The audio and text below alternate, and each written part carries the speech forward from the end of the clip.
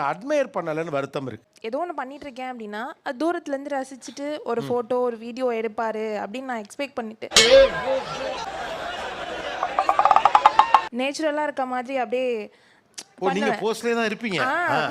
அது கொஞ்சம் கூட அட்மையர் பண்ணாம அவன் பாட்டுக்கு அவன் ஃபோன்ல கேம் விளையாடிக்கிட்டு யாரா இவனுங்க எங்கிந்திரா வந்துக்கிறானுங்க. நான் அந்த மாதிரி அவங்க நிறைய போஸ்ட் எடுத்திருக்கேன். ஃபோன் ஃபுல்லா அவங்க 2 பேர் போட்டோஸ் தான். அது பார்க்க ரொம்ப அழகா இருக்கும்.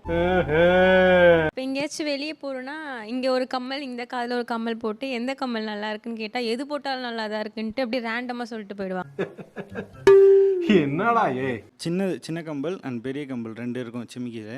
அதில் சின்னது தான் எப்போவுமே அவங்களுக்கு சூட் ஆகும், பெருசு வந்து அவ்வளோ சூட் ஆகாது. இவ்வளோ டேலண்டடாக பட் வேணும்ட்டே வந்து பெருசு எடுத்து சின்னது எடுத்து இது நல்லா இருக்கா அது நல்லா இருக்கான்னு கேட்டால் எப்படி சார்? ஒரு வாட்டி சொல்லலாம் 2 வாட்டி சொல்லலாம், வேணும்ட்டே கேட்குற மாதிரி ஃபீல் ஆகும். நெஞ்சமெல்லாம் பொண்ணா இருக்கு தம்பி. ஆக்சுவலா என்னன்னா நீங்க ஜிமிக்கிலே இருக்கீங்க தம்பி. மேட்ரு ஜிமிக்கில காத கவுனிங்கிறதா அங்க கவனிப்பேன் சார், அவங்களுக்கே தெரியாமல் கவனிப்பேன். இதெல்லாம் ஒரு கிரிஞ்சு மாதிரியோ ஏன் உனக்கே தெரியாதா, நீயே படிச்சவ தானே, உனக்கு தெரியாதா எதுன்னு எல்லாத்தையுமே லாஜிக்கலா பாக்குறதுக்கு அது லைஃப் போர் ஆக்கிரும். பிக்கப் லைன்ஸ்லாம் நிறைய போட்டிருக்கேன், கேளுங்க. படத்துல இருந்து காப்பி அடிக்கலாம். நீயா அசிங்கப்படுத்துற இன்சல்ட் பண்ற. உங்க மனைவியை நீங்க ரசிக்கிறதுங்கிறது ரொம்ப இயல்பா நடக்கணும். அது பிக்கப் லைன் போடுறதுங்கிறத நீங்க கல்யாணம் பண்ண கப்பல்பா, இயல்பா உங்களை நீங்க ரசிக்கணும்ல. இயல்பா நான் அவளை ரசிக்கிறேன்னா ஏன் ஒரு மாதிரி பார்க்குற அப்படின்வா. ஏன் இப்படி ஒரு மாதிரி பாக்குற அப்படின்னு சொன்னா அடுத்த டயலாக் நீங்க என்ன சொல்லணும்?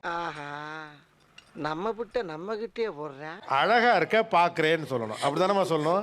ஏண்டா 50 வயசு ஆயிடுச்சு எனக்கு. இல்ல sir, unromantic guys what rubbish is this.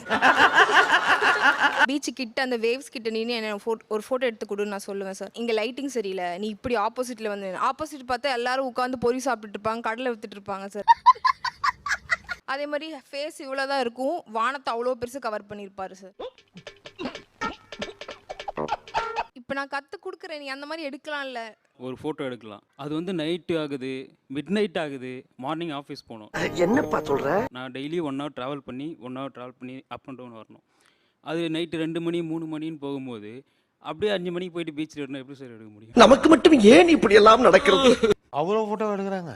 இதுக்காகவே ஆஃபீஸ் லேட்டாக வரும் சார்.